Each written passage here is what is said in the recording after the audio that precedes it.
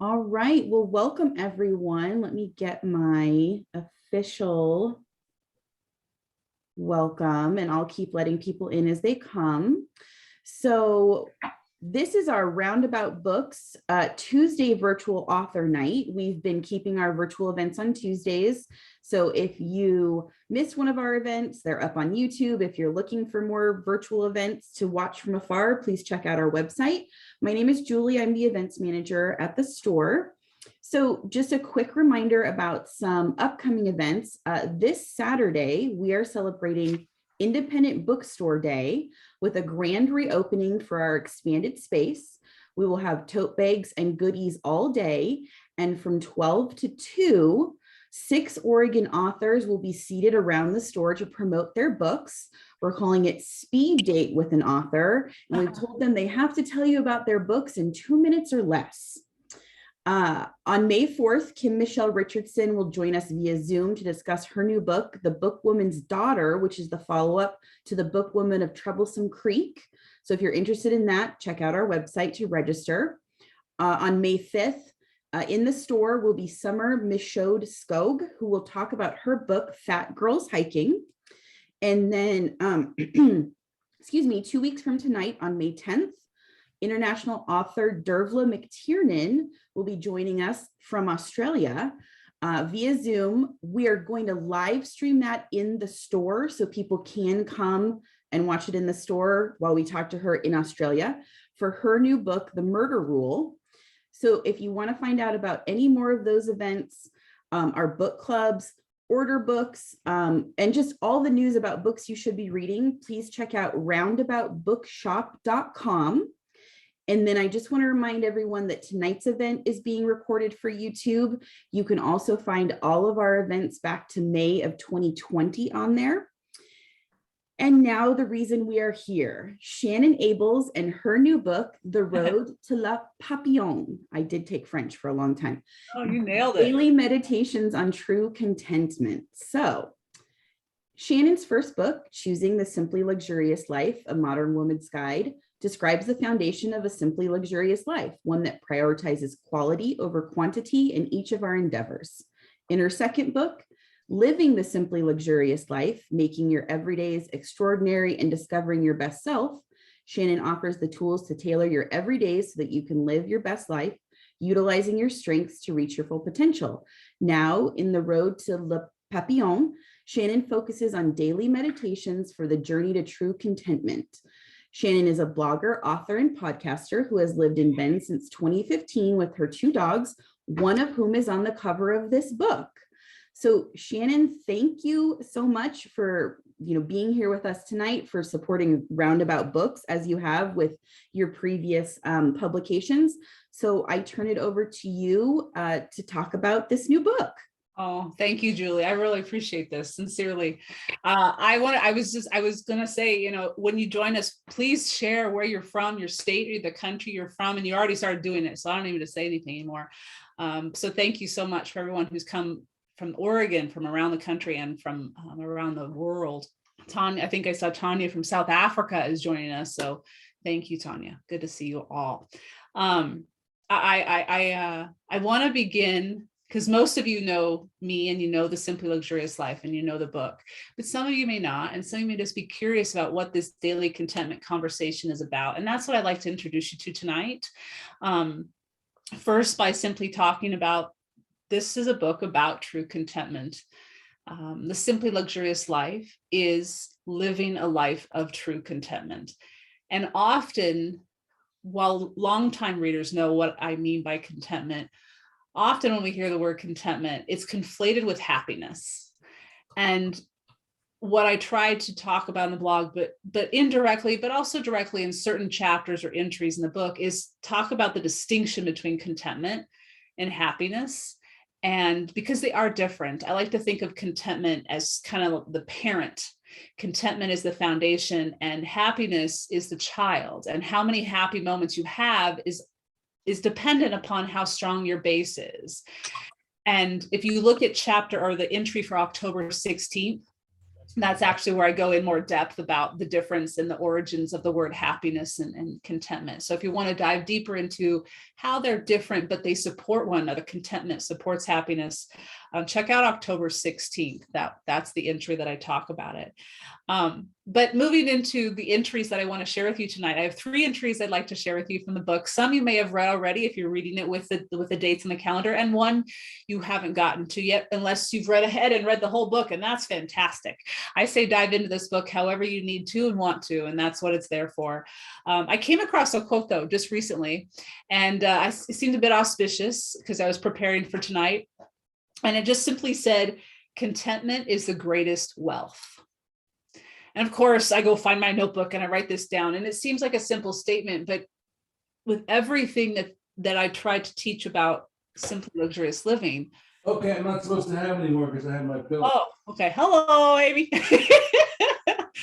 But the key with contentment is it's a conceptual entity. It's not tangible. And that's the wealth is not tangible.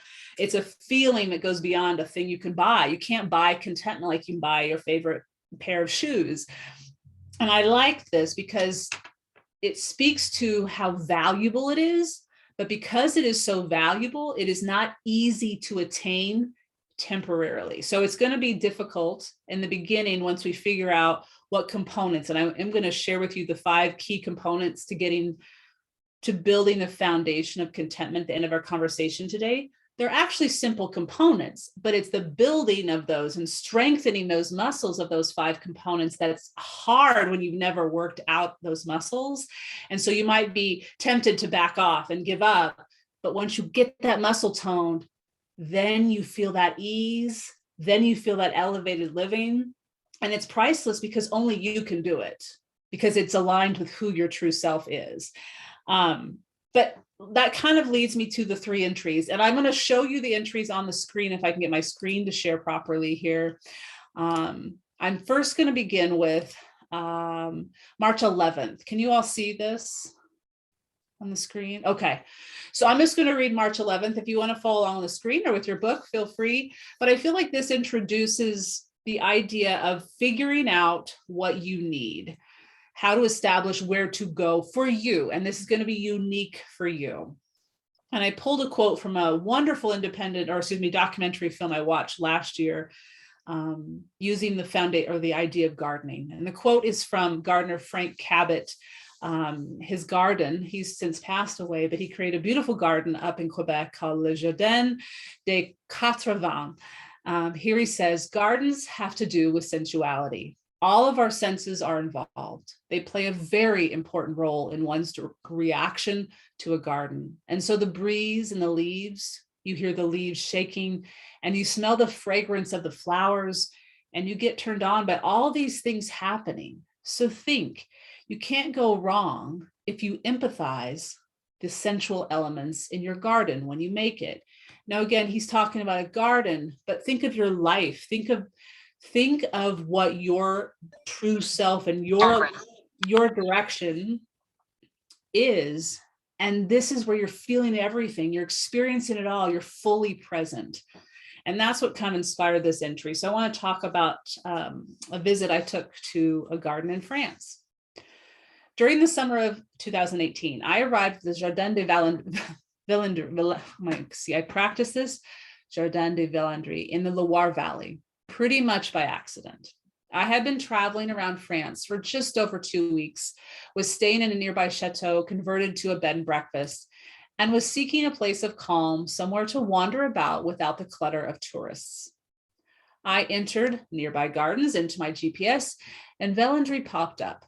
While the destination also included a historic chateau, it was the gardens that I sought with eager anticipation. Arriving midweek within 20 minutes of the garden's opening, I had the grounds seemingly to myself, which I later learned from a local was actually very rare. I immediately lost track of time, let myself and my mind wander, and began to feel refueled. Wandering about the Jardin des Villandry gave my mind the time to breathe, savor, appreciate, and garner great inspiration.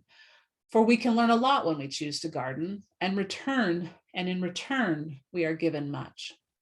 Alice Sebold was correct when she wrote, quote, "I like gardening. It's a place where I find myself, when I need to lose myself, end quote. I would add that even visitors to a garden are able to experience this paradoxical gardening truth. And again, I must quote, because I quoted her often in this book, British gardener extraordinaire Gertrude Jekyll. Quote, "A garden is a grand teacher. It teaches patience and careful watchfulness. It teaches industry and thrift. And above all, it teaches entire trust," end quote. In a garden, order and perhaps symmetry are paired with natural splendor. And for me, that helps bring clarity and calm. There is a power in balancing order with natural gifts and temperaments. And while it is not easy, gardens take an immense amount of regular work. When we take the time to establish a direction that aligns with our truest selves, the journey becomes easier to travel. Not because it is obstacle free, but because we know which obstacles to face and which are not worth our time. And each entry, as you all know, if you have the book, ends with a call to action. And we bolded this. My editor and I wanted to bold this so that it's very clear. Even if you don't want to read the whole entry, you can just skip to the call to actions, something to ponder to apply to your own life. And here is this days. Examine your daily, weekly, or monthly routine. Does anything bring you stress without fail? A particular person, a particular responsibility, a destination you have to visit? First, if you are able, eliminate the interaction or the task from your routines. And if you cannot eliminate it, combine it with an activity that immediately reduces your blood pressure. For me, as you all know, being outdoors amid Mother Nature's beauty is where I turn without hesitation. The question for you is, where will you turn? And so the petit plaisir I chose is the composition by Camille Saint-Saëns, The Swan. And it's just a very short composition because there are two swans that live in Le Jardin des Valandries, and they just swim around this pond that was actually designed in the shape of a Louis XV mirror. And I have the link to the video if you do want to go check that out. But I think this is what's important with regards to finding out where we need to lose ourselves in order to find ourselves. It may not be gardening, but it's a hobby or something where you lose all track of time. And then once you figure out and you start feeling your way forward, you don't have to know what the next step is beyond the first step. And then they just start making sense. But sometimes we overwhelm ourselves when we think too far down the road. So this is just an introduction to letting yourself feel what you need to feel to figure out which is the direction you need to head. I want to read the next one because, again, the book, if you haven't realized, you probably have. It's a progression. It's a progression. And by the time you get to December, not only has the author, I've arrived at my Le Papillon, but conceptually, through all those steps and calls to actions, you will too. And so this is March. This is just the beginning. February, January, it's about taking risk, trusting yourself, being brave.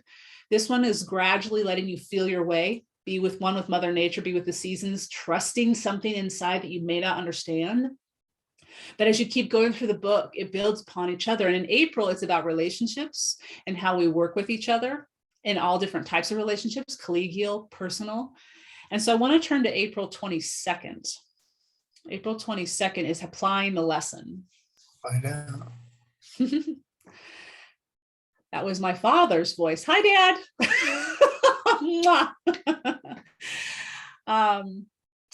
While living in the present is necessary on a daily basis in order to live a truly contented life, sometimes reflecting upon our past can be a source of fuel to enable us to fly into the future we desire. Years may pass before we find the time and the insight that our past has been waiting patiently for us to mine and unearth, and then finally express gratitude for the discovery. It can be easy to fall into ways of living that get us by, that do not ruffle any feathers. But when something is against our true nature, when it asks us to be less, we shrink ourselves and unconsciously withhold what we can uniquely contribute to the world. Defaults are easier to fall into than we may first think, especially if we are applauded for going along, for not going against the crowd, which would force people to consider new ideas, to see things differently. And they may make it easier to fall asleep at night for a while. Then we begin to remember what we are truly capable of, what we have done in the past, who we were in the past, and what we refuse to accept in the past. The past that matters will differ for each of us. For some, it may only be last year, while for other, important events took place decades ago. The timing need not matter. What matters is that we remembered. And it is even more important that we it is even more important that we not dismiss or forget or continue to forget, but instead apply what we know is true to who we are and what we are capable of. Here's my example of this happening. In the early spring of 2012, it had been 12 years since I had last visited Paris, because I visited Paris when I first studied in Angers in 2001.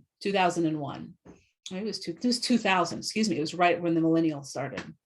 The opportunity to return appeared in 2012, and I said yes. It was not until I realized that I indeed would actually be boarding a plane and making this trip to Paris, nibbling on croissants, seeing the sun with my own eyes, that I felt a surge of previously ignored, unabashed exuberance.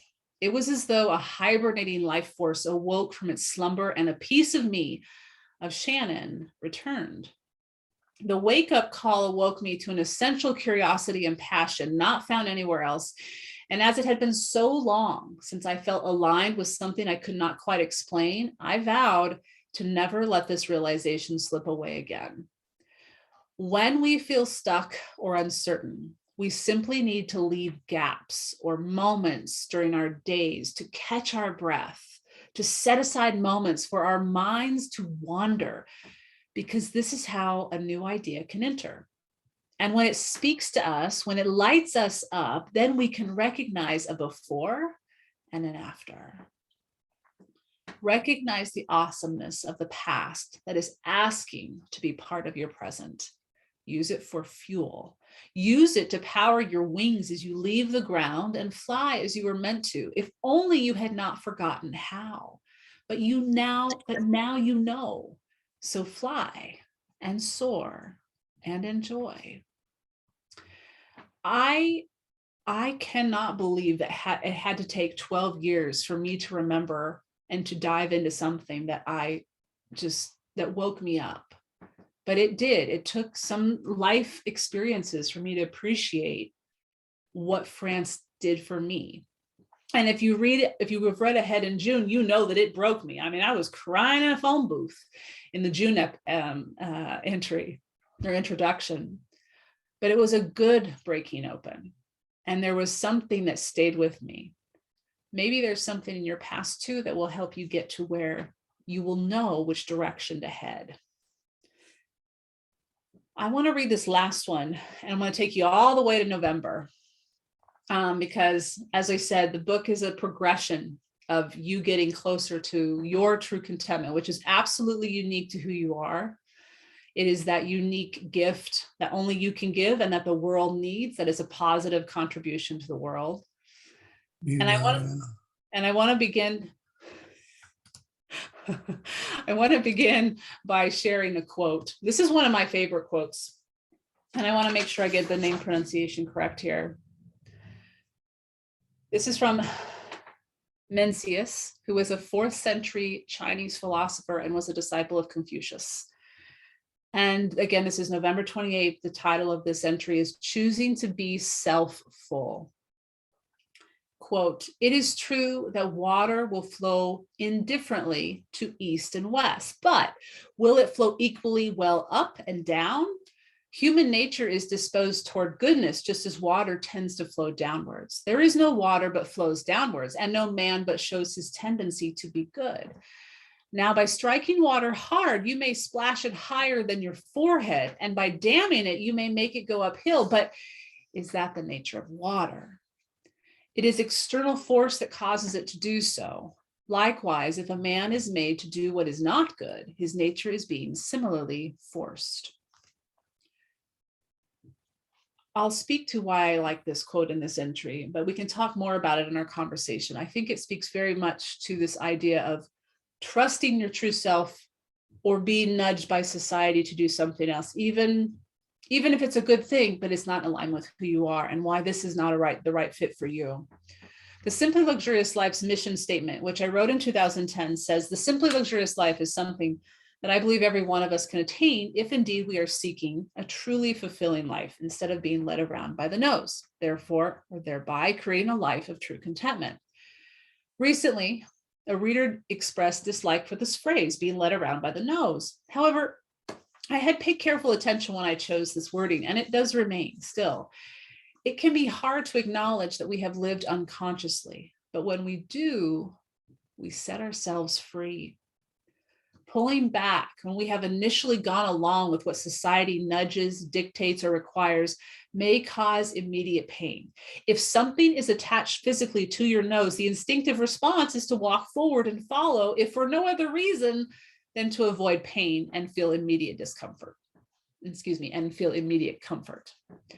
To endure the unease, at the very least, of being led around by the nose is a choice to endure temporary pain, to experience unknown but certain struggle, yet it is the only way to discover a fulfilling life. However, let us not forget the unnecessary pain inflicted upon ourselves and, yes, others, when we pull away without knowing why we are pulling away.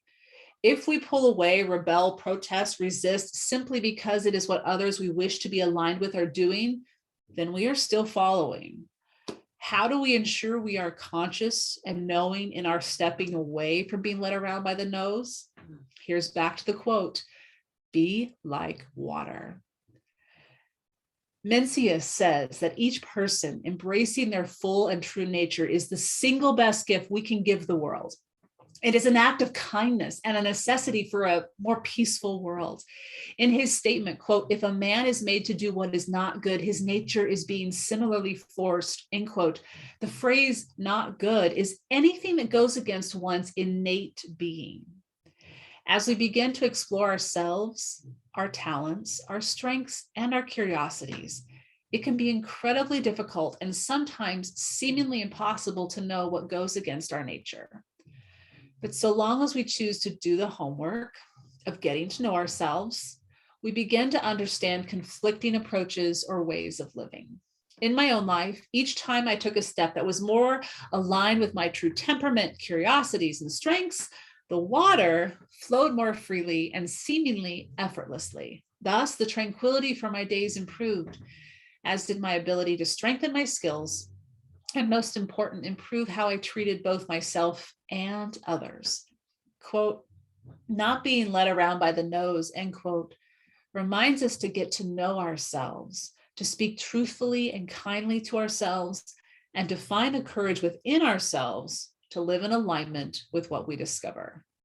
Certain aspects of society will contend that your choice to honor your truth and care for yourself is selfish, but the opposite is true.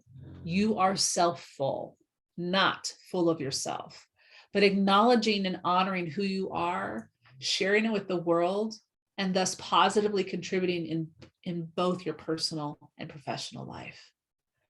Choose to be curious about you. Explore, wonder, ask questions, try, attempt, trip, and keep going. Your discovery will take you to an inner peace and grounded clarity, establishing a life compass that will elevate every arena of your life. And then it follows with a petit plaisir for a cozy mystery series that I'm enjoying or have enjoyed. But also, I like this link for the read further. It's the post about the necessity of personal privacy, a delicate, important dance. And I think that privacy allows you the space to explore yourself. I said that I would share the 5 components, and I want to share that real quick before I start taking questions. Those 3 entries hopefully gave you a taste if you haven't already started reading the book, but if you have read the book, maybe seen it a little bit more as to where I was coming from when I shared it. But I think if most of you probably know me so well, you probably know exactly where I was coming from. But the 5 components, and I tried to really simplify this and make it very easy to focus on, for skills to strengthen to really create this contentment. And they're in no particular order. They're not ranked. Not one is not more important. They're all necessities. One is to understand your mind, something I know I've talked about probably far too much for, for enjoyment of reading. But I think once you figure out how your mind works, it really gives you the keys to a powerful tool. The second one is to understand your emotions and why you feel the way you feel during certain times of the day, certain times of the month, certain times of traveling experiences when you've been in the air and you've been, with jet lag, all those things. If you understand how your mind is functioning, then you can remove yourself and respond rather than react. The third one is what the fourth chapter, April, is focuses primarily on, but it's consistent throughout. Understanding and practicing communicating civilly, non-violently, but from a place of integrity and loving kindness. And the fourth one is to honor yourself.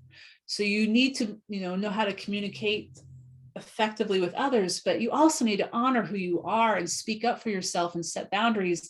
And if you can do that in a non-violent way, then you're creating a self-respect for yourself.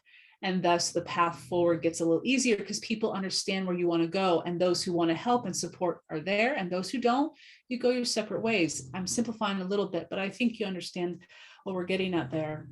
And the last one is what we talked about in the previous post, our entry I just read, discerning the difference between society's voice and your true self. Those are the 5 fundamentals of true contentment.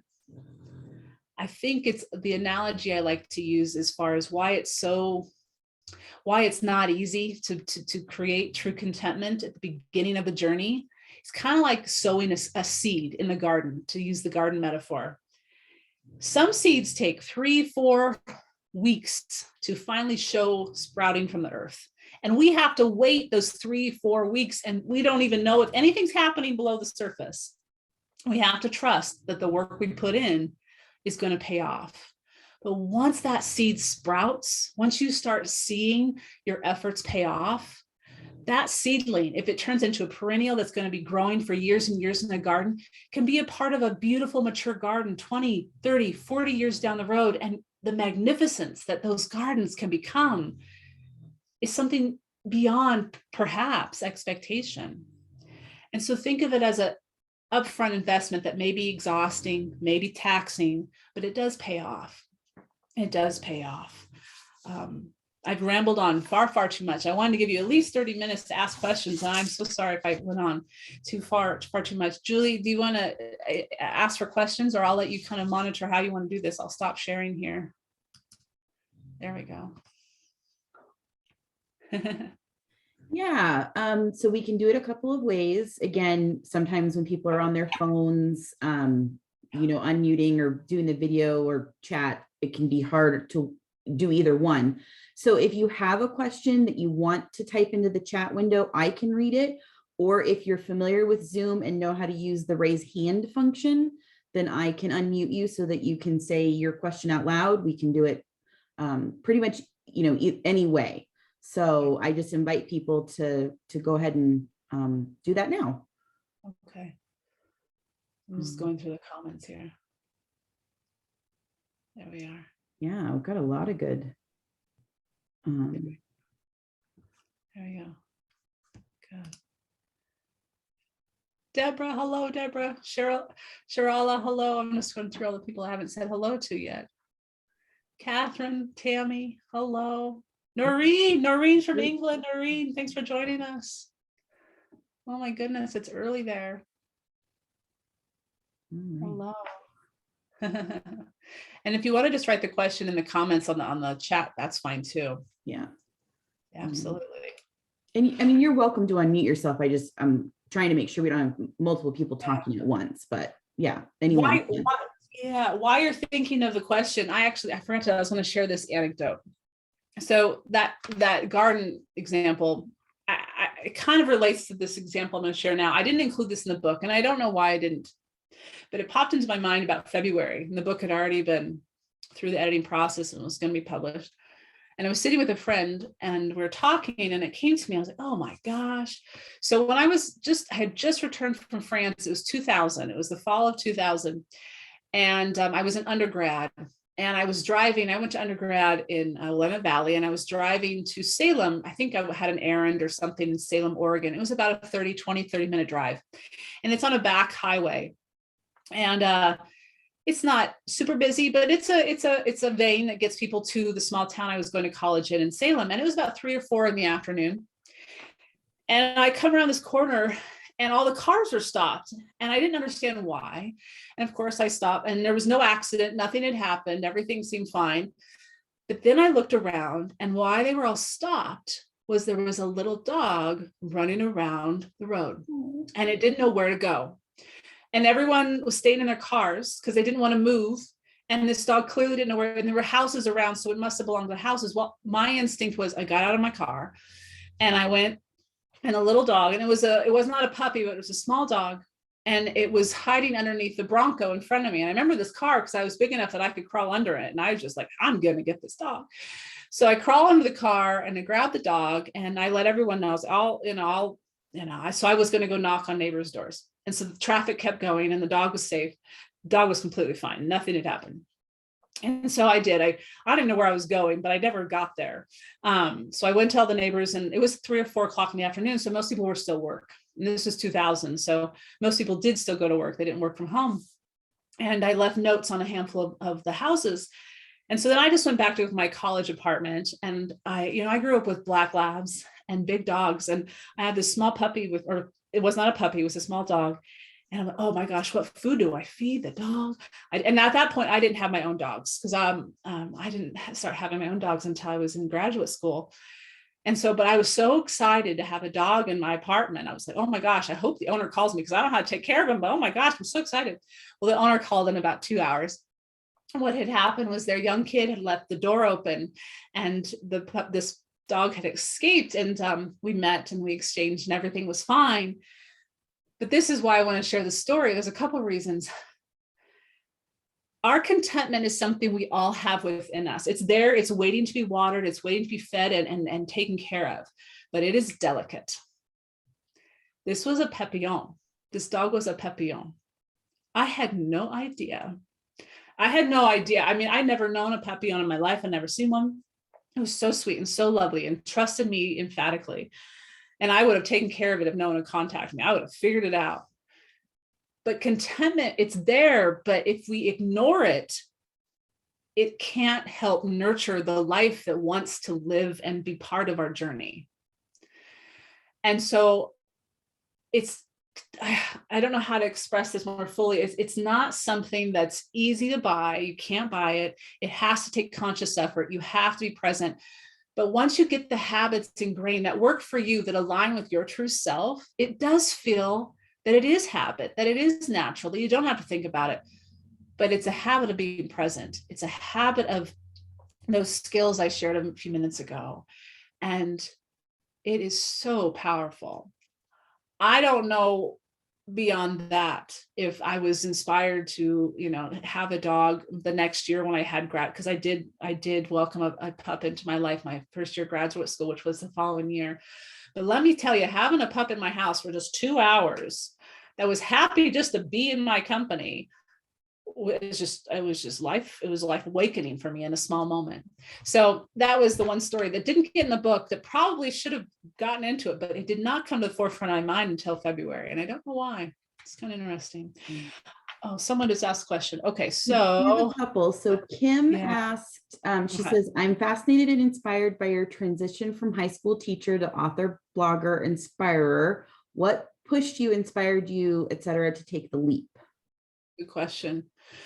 Gosh, well, the book does a better job of explaining it more in detail, but it was trying to stay true to my sense of true contentment. I liken it to when you're in not all relationships go the distance of a lifetime. They're not meant to, but it doesn't mean they're not amazing gifts that you get to have in your life. Teaching was a privilege. And I'm so fortunate to have been able to teach. But I started realizing that I couldn't give both the two things that I love, teaching and blogging, 100% of my attention, because I really did divide. When I was teaching. When I came home, I left teaching at school and I focused on blogging. I was pretty good about that. But I realized that if I was going to have a social life, if I was going to have more balance, something had to give, and neither one of them deserved to be let down. And so I needed to be honest with myself and follow what I was excited about. And I felt like I had given everything that I could to teaching, and I didn't want to spend time in a profession where I wasn't giving 100%. And I had given it, and it was the best job to have too. Oh my gosh. Talk about the kids and the curriculum I got to teach. I loved teaching AP language. It was my dream of a teaching job. But the fact that that couldn't hold me there told me that I needed to trust something that was inside of me. And I think I told many of you, I did see a counselor just to make sure that I was going towards something and not running away from something. I really wanted to confirm that from an objective perspective. And so it was the ending of one love story and a continuing and opening to trust whatever this love story, I guess you could call it, is. I don't know if that answers the question entirely, Kim, but it's a good question. Nicole asked this. She says, I haven't been someone who spent much time in the kitchen, but I wanted to start cooking. What do you recommend? Where do you, okay. Ooh, okay. Oh, okay, I see. Okay. What do I, first thing, for the first thing to start cooking? Oh, start with a French omelet. It's the simplest thing and the most delicious, and it can be breakfast, lunch, or dinner. And I say that only because it is simple. It's ingredients that just get the best eggs you can find, get the best butter you can find, get some fresh herbs. And that's all you need. That is, good salt and fresh pepper. And that is all you need. And it doesn't take that much time. And you'll notice that those simple components, if they're high quality, it will be the best meal. And you really can. You could live all day on omelets. Just pair it with a nice green salad with a vinaigrette. Learn how to make your favorite vinaigrette, and that will take you through so many different side dishes and green salads. But and especially since we're coming up on the summer season of farmers market, I just paired an omelet recently with a bunch of tomatoes. Oh, so good. So simple. So good. I hope that answers your question. But I would start there. There's a new Julia Child show on HBO Max, and in one of the first episodes, she makes an omelet for someone, and they very much like kind of talk down to her about being a cookbook author. Yep. And then they eat this omelet, and they're just like, oh, it's a guy. He's like you just see his life like change before his eyes, where she's like talking about the butter, and it's very that kind of great simple. I love that. Mm-hmm. Yeah. They did make that. I like that one. Alicia has two things. First, we're going to go in opposite order. She says we need to see Norman, or the evening is not complete. I agree, Alicia. We'll see if we can get that. But she says, to build on Kim's question, I am thinking of the economics of moving from a quote real job to your new reality. Did you build your business plan alone, or rely on experts to help you figure out how to create economic value from your passion? Well, I'll admit I do not have an MBA, and I don't have a business plan officially, but I do have people I trust with regards to the money aspect of it, and also with people in the creative aspect of it. I'm looking to people who have done this, maybe not specifically blogging, because blogging is so new, but I'm looking to people that have been far more successful in a similar vein and asking them questions. And I've been reading so many different books, as many of you know, on different things with regards to, what's worth an investment, what's worth the risk. It is more conceptual than probably my accountant would like. My accountant, as some of you maybe have read the chapter in September, he was not excited that I decided to leave the steady income of teaching. He was not excited about that at all, but I needed to. So it mainly came from trusting people far smarter than me in those areas, and also knowing what I needed to live on. And I tried to really keep my expenses low, so that it wasn't something that I was having to create to make money. It was, I get to create, I don't need more. And that was key for me, because having two jobs was a great double income, but I was stressed. More money does not make you happy. If you have enough so you can enjoy your life, that is what you need. At least that's what I need. And I realized that for the duration of the past 4 years is I was doing well, but man, I was exhausted and I wasn't able to fully enjoy what I wanted to do. And so I took that step back. Yeah. I know that's not a super concrete answer, but. Jen, did you have a question? I don't have a question, but I'd like to make a comment. And I followed Shannon. I've followed Shannon since the beginning. And the first time I went to France was with my mother and sister in the around 2000, late 1999, 2000. Anyway, it was transformative. So I completely resonated with her. And over the years, I have followed her on walks. She feels like a sister. I don't know how she recreates everything she makes everything anew. And I would never, there's so many other people to follow, but I'm keeping everything simple and following her. And that may sound trite, but the reason I'm on here tonight, not just to support her and to listen to her, but my mother passed away last year. And it was during British Week. And we were doing the year before we were doing the French, I followed her during her cooking and for my mother. And then Shannon actually sent I pulled up to my home one day and there was a Fortnum and Mason basket from Shannon in memory of my mother. And I wanted to share that with everyone. Thank you for sharing You've been that. in my She's thought. a real deal. She's a real deal. Yeah, I wanted to send that hug. You and your sister. Yeah. Thank you.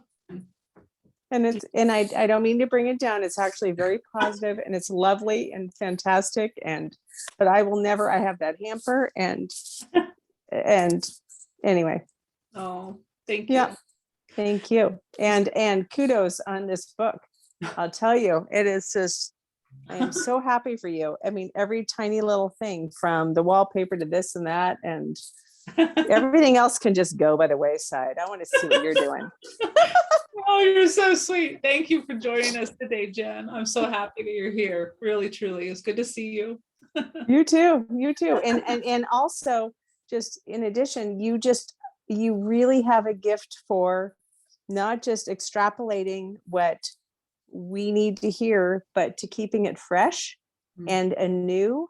And you have a gift. And I'm so happy that you have retired and you're able to just fly and to do what you're meant to be doing. So thank you for that. Thank you. Well, I wouldn't be able to do this without all of you. And I'm reminded of that. And I want to ground myself in that because it's all of you that make this possible. And oh goodness. So good to see all of you. Okay. Enough emotion. We do have a couple Thank questions. you, Shannon. Yes. I want to make sure we get to. So Alyssa asked, and I just think that this is something we all work on. What is a lesson that has taken you the longest to learn? There's a long list. I'll try to pick one though that I've observed in myself where I've seen growth, because I have a lot of other ones I still could grow a lot on. My mom is probably listening going, I wonder what she's going to say. We just had a great trip, my mom and I, and actually I'll pull a lesson from that trip. My mom and I have traveled together a lot over the years, and she has been very patient with me. This was a really great trip. There were moments, and it was really important for me to remind myself of growth. And what I mean by that is just only because so many of you are Francophiles and Anglophiles. If you can remember back the first time that you traveled to a new culture, doesn't that be France, doesn't that be Britain, any culture that was out of your comfort zone, but you were really curious about, that first experience, at least for me, it shook me. It made me want to go and not, sometimes maybe cry, but sometimes just cling to people that were nice to me, Doesn't mean I wanted to go home necessarily. I just really wanted comfort because everything was so discombobulating. I couldn't communicate with the culture. I couldn't engage with it fully. Well, anyway, two decades later, being able to acknowledge or see your growth and how at ease you can do something without acknowledging that you have grown is kind of a unconscious thing. And I think it's important for you, each of us, to acknowledge when we've grown and to appreciate that. And it takes time because we grow in increments. We grow in increments. And I guess what I'm trying to say is to be gentle with yourself. You are growing right now. If you're intentionally trying to change something, you are making progress. You may not see it, you may not feel it, but it's happening. And to be gentle with yourself when you get up to a wall and you say, why isn't it falling down for me? Why can't I break through this? Because I have moments, and it's a different challenge when I get to each of these from now. Every time it's a different wall where I go, I can't break this down. I can't do it. But what I'm getting better at, here's the lesson that I'm learning. What I'm getting better at is not letting myself believe that lizard brain voice that says, you can't do this. This isn't possible. This is, you don't know how, you don't have the skills. You don't have the know-how. I don't have them yet. Look at what I've learned so far. If I figured this out, I can figure this out. It's a being gentle with myself and acknowledging my growth, because we don't start where we want to be. That's not how it works. And it's hard for us to see our growth. And I know I'm kind of rambling because I apologize. I'll maybe put that in a blog post in the future. That's a really good question. And I'll really solidify it. But I guess to my point is I didn't see the growth of 22 years, but I really appreciated that my mom was patient enough for me on our most recent trip to give me a day, because I didn't realize she was going through culture shock on the first day. And let me just say, she was awesome at it. She was so calm and so steady. I was not that calm and steady when I was 20, my first introduction to France. This is her first introduction to France, and she was still calm. She was still steady. And she looked at me and said, Shannon, I can't do that right now. And I remember saying, well, why not? I can, you can, you're just as capable as I am. And it took me 24 hours in conversations, but I finally got to the point, oh, she's feeling what I was feeling, and I wouldn't have been able to do what I asked her to do in that moment. And so I appreciate her patience with me to figure that out. But it also gave me the aha that, oh, I've grown more than I realized with regards to being comfortable in a new culture.